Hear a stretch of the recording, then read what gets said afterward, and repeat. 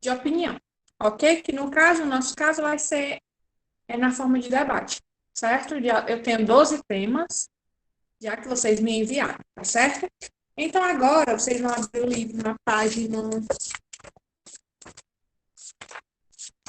239, ok?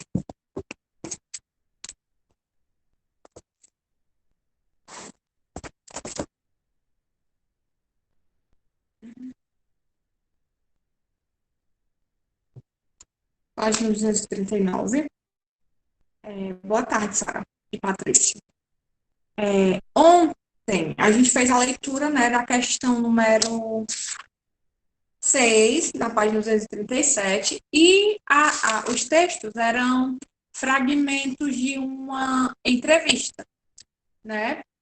Que falava aí sobre o trânsito, como é que as pessoas se comportam no trânsito, o porquê de as pessoas agirem da forma que agem no trânsito, e os fragmentos da entrevista falavam disso, certo?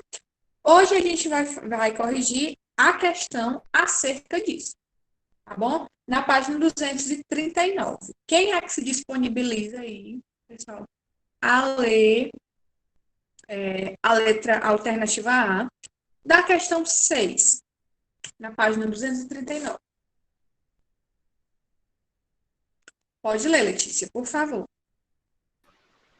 O quadrinho abaixo representa muito bem um dos argumentos apresentados por Da Mata para justificar o comportamento egoísta que muitas pessoas assumem não só no trânsito, mas em qualquer espaço onde todos são juridicamente iguais. Leia-o atentamente e em seguida transcreva o trecho em que essa opinião é dita. Nunca disse não para meu filho. Sempre deixei ele ter o que queria e fazer o que queria. Hoje é um adolescente muito bem criado. Queria muito conhecê-lo. Ele está bem aí atrás de você. Essa imagem, né, esse quadrinho aí, ele sempre está presente nos livros de português, né, para a gente fazer uma análise. O que é que vocês entendem, pessoal, por esse quadrinho? Né? O que é que vocês entendem? Qual é a explicação que vocês tiram daí? Que poderia me dizer o que é que entendeu aí disso, né, dessa conversa, tanto da linguagem verbal quanto da linguagem não verbal, né, que se completam aí. Quando a mulher diz que nunca disse um não para o filho dela e o filho dela é muito bem criado, né? E a outra disse que gostaria muito de conhecê-lo. Aí ela diz, ele está bem atrás de você. A gente vê aí a figura de um monstro. Por quê? O que é que vocês entendem com isso? O que é que o quadrinho passa para a gente?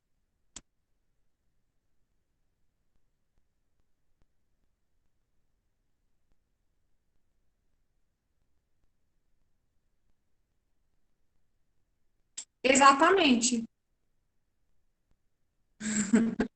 É isso mesmo, Laura. Que ele ficou mimado, e a figura do monstro quer dizer o quê? Que a criança ficou tão mimada, né? E virou um monstro, entre aspas. Isso, Sara, né? Pronto, aí falando aqui do comentário do Ítalo, né? Que ele disse que a mãe dele é cega. Na verdade, é outro ditado que também diz assim, né? Que o pior cego é aquele que não quer enxergar. É como se a mãe dele estivesse cega mesmo, né? Estivesse vendo o filho mimado, né? Mas não quisesse enxergar. Para a mãe dele, o filho dela é maravilhoso, ótimo, educado, maravilhoso. Aí a Sara falou aí de outro meme, né? Nunca vacinei meu filho e ele é normal. Aí o filho, né? É um monstro. Então é isso mesmo, pessoal. Tudo que vocês falaram aí, né? A Laura, o Ítalo e a Sara, a gente pode tirar um pouco de cada um e realmente ver que a explicação é isso mesmo. A mãe nunca disse um não. Ou seja, tudo que o menino queria, né? Que o filho queria, ela dava. Tudo que o filho queria, ela dava. E o menino se transformou nesse monstrinho, né? Que não sabe, provavelmente, ouvir um não como resposta. Porém, o que vocês iriam fazer nessa questão, né? iriam analisar o quadrinho, mas não iriam colocar o significado do quadrinho. Vocês iriam pegar uma parte lá da entrevista que nós lemos, certo? E colocar nessas linhas, relacionando o que foi falado na entrevista com essa imagem. Qual é a parte da entrevista, gente, que caberia perfeitamente aí nesse quadrinho? Vocês conseguiram encontrar? O que foi que vocês colocaram?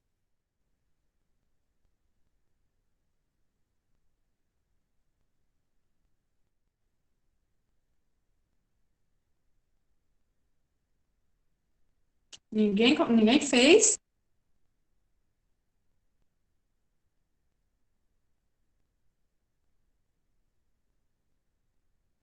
Exatamente.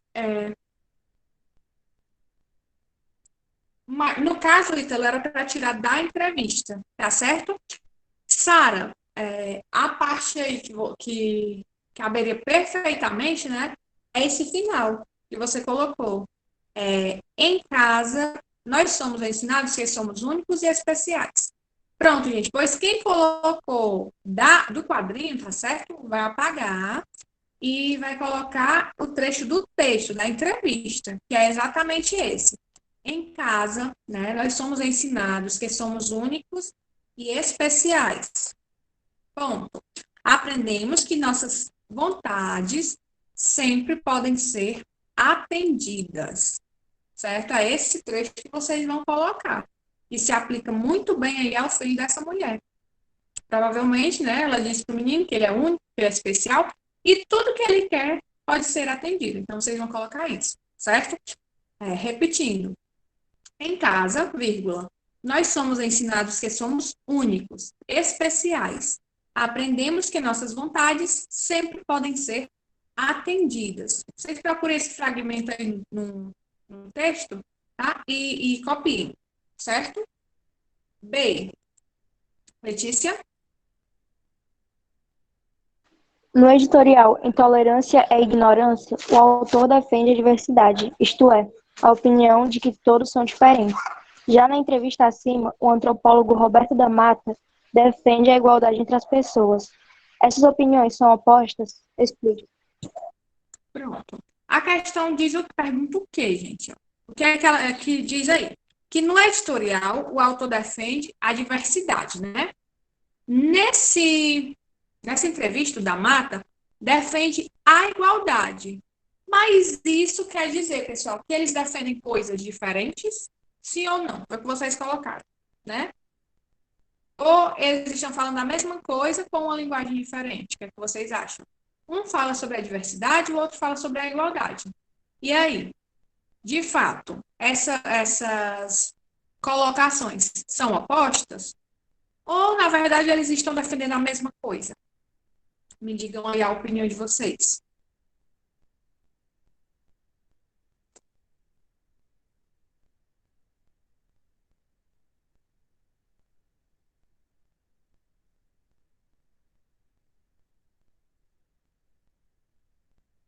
E aí? Tem opiniões convergentes ou divergentes? Esses dois textos, né?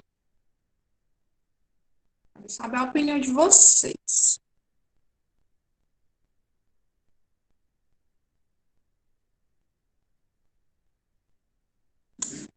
Exatamente, Sara. Perfeita colocação, né? Perfeita colocação.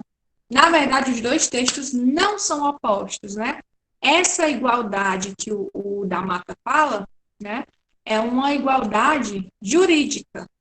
Ou seja, que todo mundo, né, perante a lei, é considerado igual, mesmo sendo diferente. Ou seja, não importa a cor, né, religião, se tem cabelo liso, cacheado, crespo. O que é que ele quer dizer? Ele defende a igualdade jurídica, que com todas as diferenças, com todas as diversidades, né, que nós temos, nós continuamos a ter os mesmos direitos, né? Só que eles tratam isso de forma diferente, né, na escrita, mas a tese defendida, a opinião defendida, né, é a mesma, certo? Então, vocês vão colocar isso. Que não, que os dois textos são convergente, convergentes, né? O da Mata, na verdade, está falando de uma igualdade jurídica. Aí vocês vão explicar com as palavras de vocês o que eu estou falando e o que a Sara aí muito bem colocou no chat, né? Que apesar dele falar dessa igualdade, ele não está falando que todo mundo tem que ser igual fisicamente, né? Aparentemente. Ele está falando que todo mundo deve ser tratado de maneira igual, com os mesmos direitos e com os mesmos deveres também, né? Que às vezes a gente esquece que a gente tem direitos, mas que nós também temos os nossos deveres quanto cidadãos, certo? Página 240. Questão número 7. Letícia? A intolerância, como vimos no editorial de Paulo Lima, não tem qualquer justificativa. Nenhum motivo é suficiente para levar uma pessoa a discriminar outra ou mesmo agredi-la por causa das diferenças. No entanto, a intolerância, como ele mesmo afirma, está no meio de nós. Pensando nisso, reflita sobre o cartoon abaixo e responda as questões propostas. Observe como é possível argumentar sem utilizar sequer uma palavra. A. Qual é a principal opinião defendida pelo autor desse quadrinho? E aí, pessoal? Nós estamos vendo aí, né, só a linguagem não verbal. Não tem nenhuma palavra, né? Não tem linguagem verbal aí. Mas qual é a mensagem que essa imagem reflete para a gente? O que é que vocês conseguem aí tirar dessa imagem, né? Há desigualdade em todos os lugares. Muito bem. O que mais, gente? Esse menino sentado na rua, ele é o quê? Ele está representando quem, gente?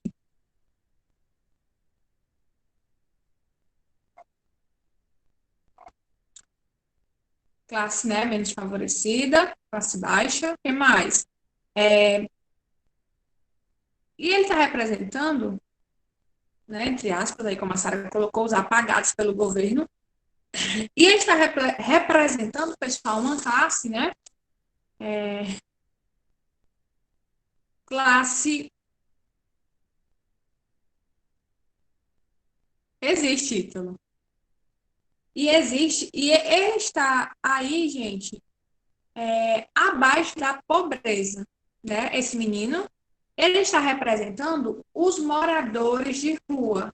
No caso, como é uma criança, é como se ele estivesse representando os meninos de rua, né? Que são pessoas que não são pobres. Eles estão abaixo da linha da pobreza, né? São chamados miseráveis, né? E são mais que pobres, não tem nada, né? Não tem casa, não tem comida, nada, vivem na rua.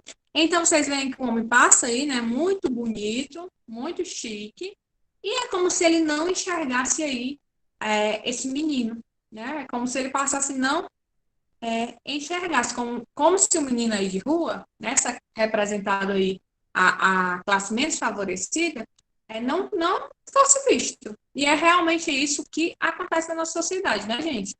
Os moradores de rua têm voz, têm vez, são vistos, né? O governo faz alguma coisa aí por essas pessoas? Não, né? Como se essas pessoas fossem mesmo uma sombra, como se elas não existissem. Então, a resposta no caso aí, tá certo? É pessoal. Vocês vão explicar isso, né, que nós estamos falando, com as palavras de vocês, né? O que vocês entenderam aí desse cartão, certo? Letra B, Letícia. Como essa opinião pode ser identificada no quadrinho? E aí? Como é que a gente identifica a nossa opinião que a gente acha aí nesse quadrinho? Pelo que é que a gente observa? Mesmo não tendo palavras, né, não tendo linguagem verbal, a gente entende. Por que que a gente entende? O que é que nos faz entender aí esse quadrinho?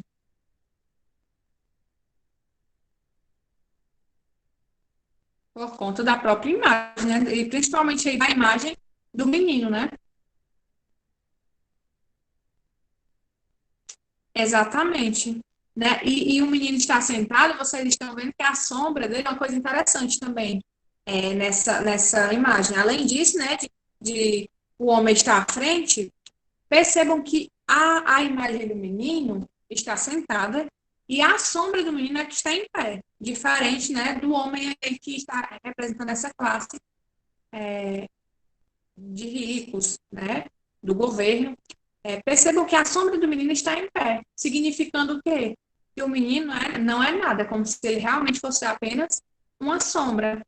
Então, a gente percebe isso, consegue interpretar isso através, né, dessa imagem, das imagens e dessa sombra, né, que está em pé, certo? Questão item C. Letícia? Ok.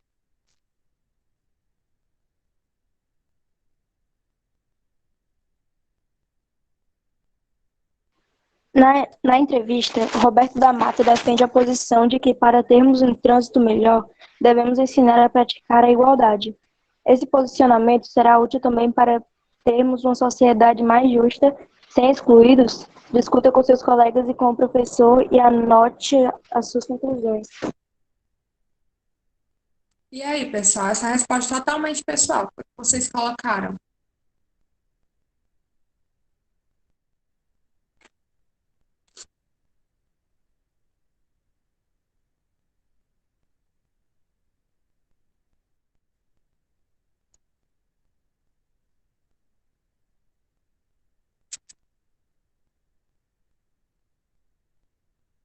E aí, gente, qual a opinião de vocês? Né, ele fala aí sobre essa igualdade na entrevista, né? Que a solução seria ensinar, né, a igualdade. Vocês acham que isso seria um caminho?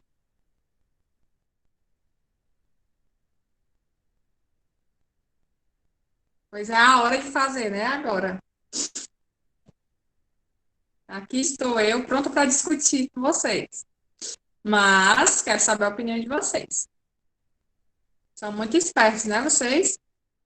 Vamos lá usar toda a esperteza de vocês, né, a inteligência de vocês, para responder aí essa questão. Vamos sim, Ítalo. Estou esperando a opinião de vocês, para que eu possa, né, intervir. O que é que vocês entendem? Vocês acham que a igualdade ela é um caminho, gente, para isso? Vocês acham que é ensinar a criança?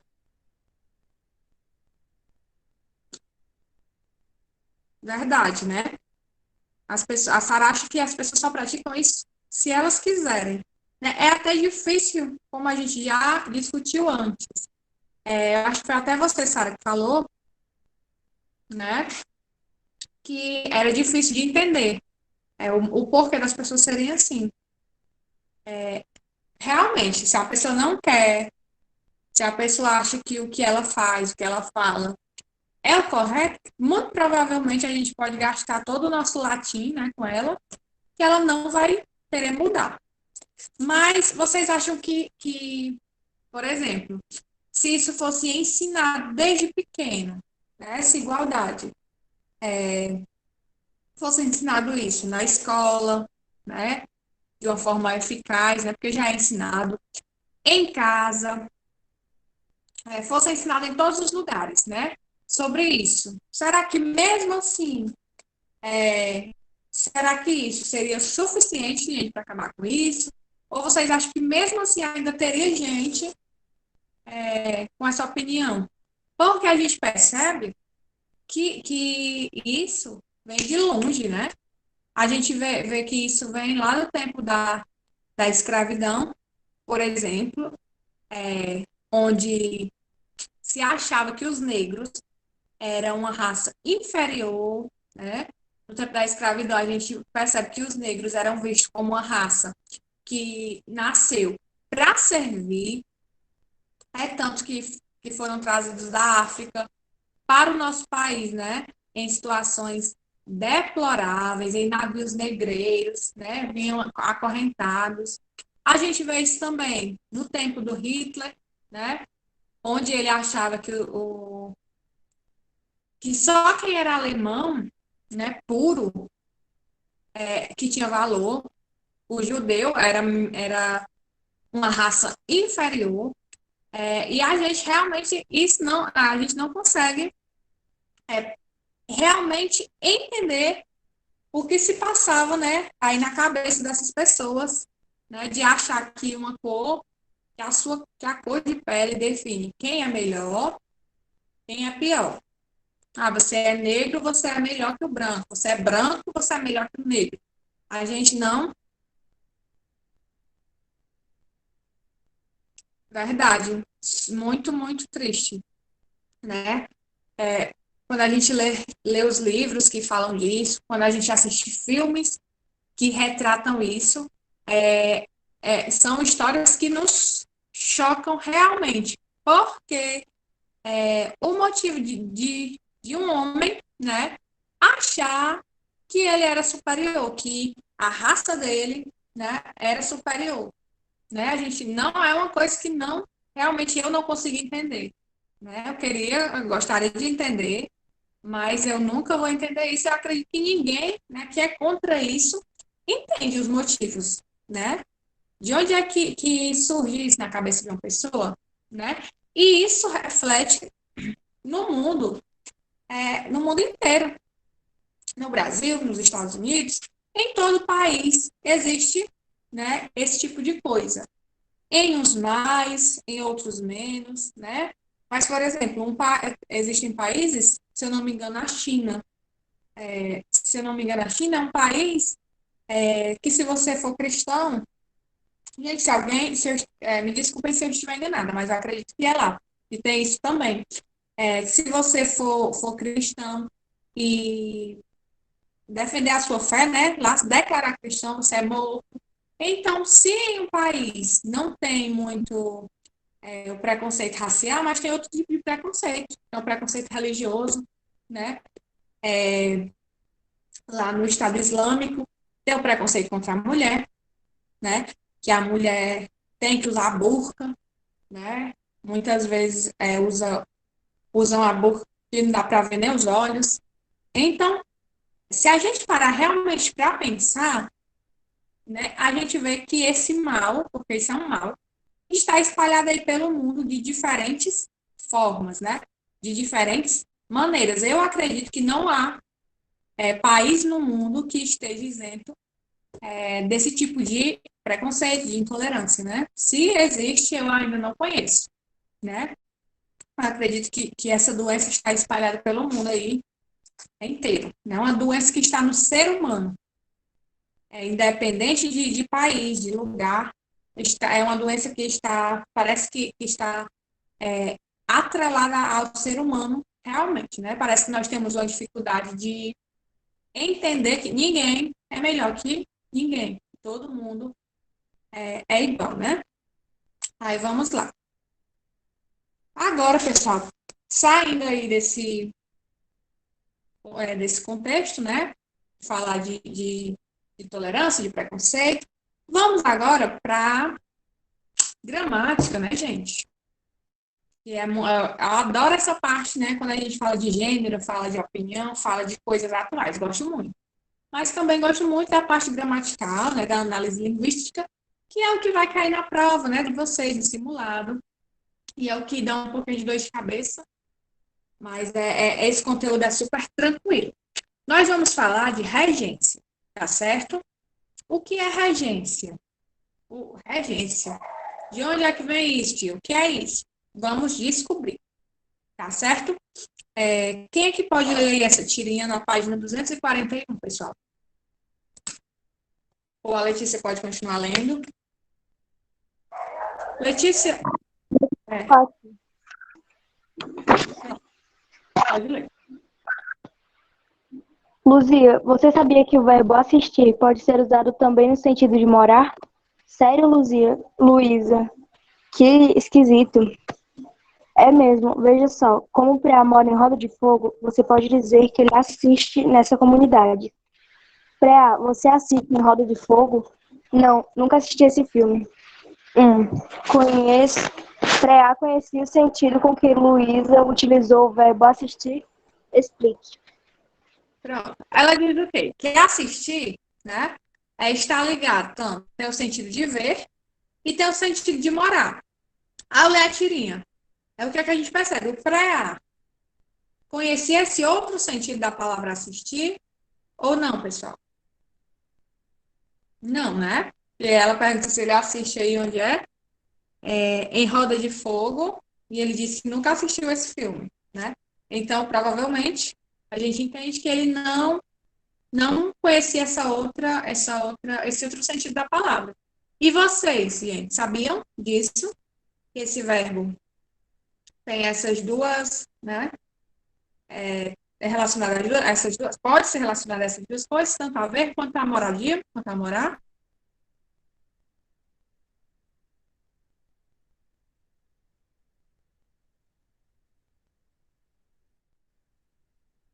Pois é. É bem interessante, né? Eu acredito que muita gente não sabia e que outros sabiam, né? Mas eu acredito que a maioria não conhecia esse sentido dessa palavra, né? No sentido de morar. Vamos ver. Dois. Pesquise em um dicionário mais o sentido que pode ser dado ao verbo assistir. Eu acredito.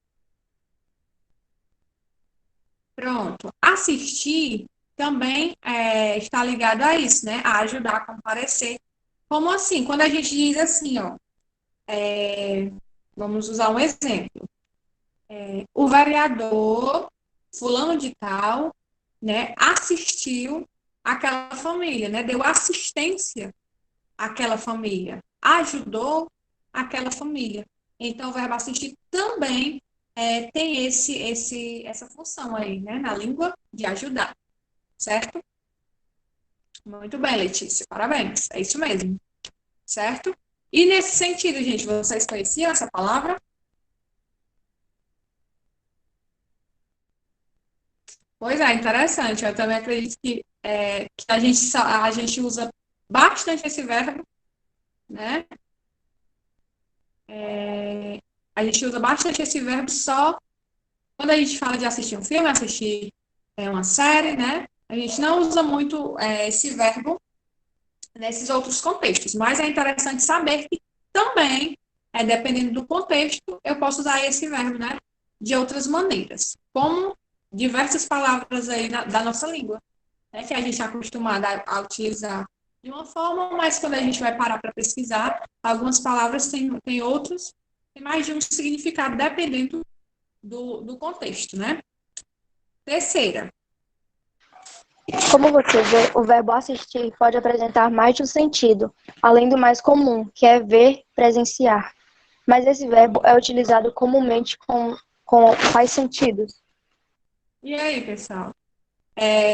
O verbo assistir, né?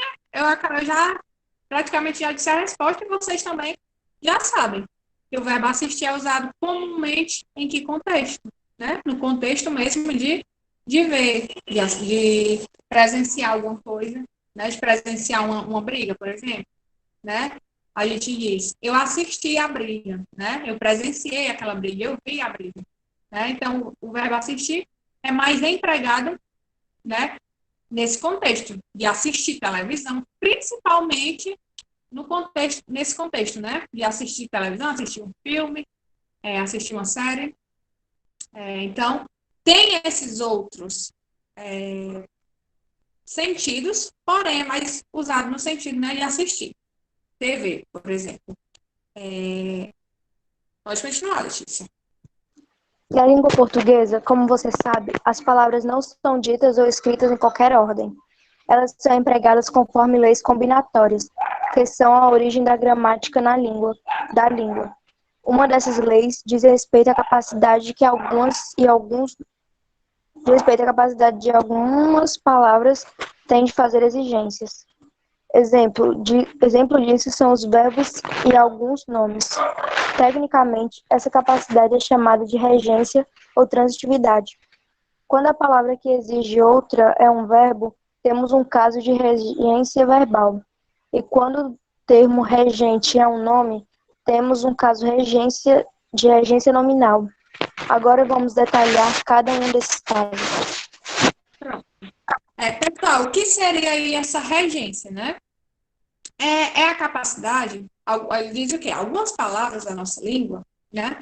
Elas precisam de complemento, certo? Elas não têm um sentido sozinhas. Isso lembra a gente o quê? Né? O que vocês estudaram bastante ano passado e relembraram no início desse ano, que é a transitividade, que é o quê? O fato de alguns verbos precisarem de complemento, né? A gente estudou bastante que alguns verbos precisam de complemento, e a gente chama isso de transitividade verbal, né? Quando a gente fala do verbo transitivo direto, quando a gente fala do verbo transitivo indireto. O nome disso também, quando se trata de verbo, se chama de regência verbal, certo? Que é o quê? É o complemento que eu dou a algum verbo, que não é completo sozinho. Quando essa palavra não é um verbo, e sim é um nome, por exemplo, um substantivo que precisa de complemento, eu chamo de regência nominal. Um exemplo quando eu digo assim, eu tenho medo. A palavra medo é um substantivo, certo? Um substantivo abstrato, que precisa de complemento. Tenho medo. Se eu tenho medo de alguma coisa. Tenho medo de sapo, por exemplo. De sapo é o complemento da palavra medo.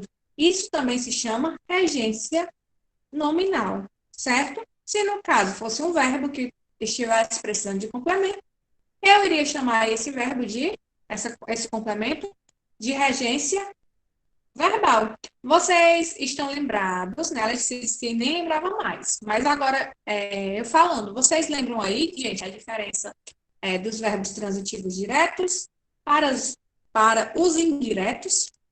Quem é que lembra? Vocês lembram ainda como é que identifica quando o verbo é transitivo direto, quando ele é indireto? Quando a gente fala aí de verbo transitivo, né? A gente já sabe que o indireto e o direto é porque esse verbo precisa de um complemento. Tanto no caso do transitivo direto, o verbo precisa de um complemento, quanto no caso do transitivo indireto, o verbo também precisa de um complemento. Então, a gente está falando aí de complementar esse verbo, né, para ele ficar com sentido completo. Mas qual é a diferencinha que eu expliquei para vocês? Que a gente percebe que um é direto e o outro é indireto. É uma diferença mínima, gente. Que diferença é essa? Quem lembra? Como é que eu sei que o verbo é transitivo direto e como é que eu sei que o verbo é transitivo indireto?